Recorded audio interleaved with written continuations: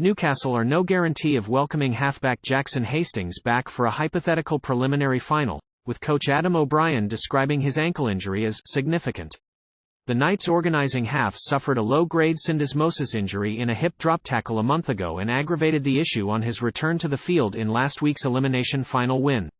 The 27-year-old watched from the sidelines as Newcastle edged Canberra in extra time and was omitted from the extended squad for Saturday's sudden death semi-final against the Warriors.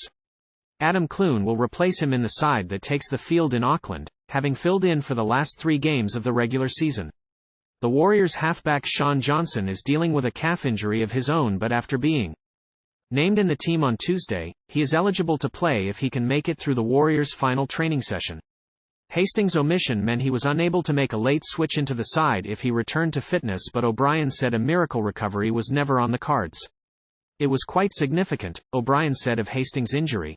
It hampered his ability to do his job, even in the early parts of the Raiders game, but then he copped another knock to it. That'll lead to a more significant type of injury to what he had previously. He wasn't going to be able to perform his role, so we just moved on. The Knights may not have Hastings back for a preliminary final against Brisbane if they are able to pull off an ambush at Mount Smart Stadium. Potentially, it could sideline him from more games, O'Brien said. I think there could have been a little bit more damage to it. But I'm not 100% across it. I've just been bunkered down with this team and the guys we've got over here.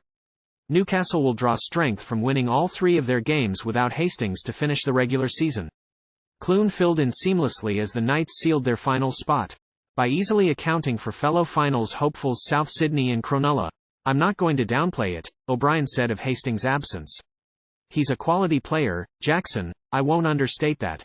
But what I will talk about is what Adam Clune's done for us in some pretty big games at the back end of this season.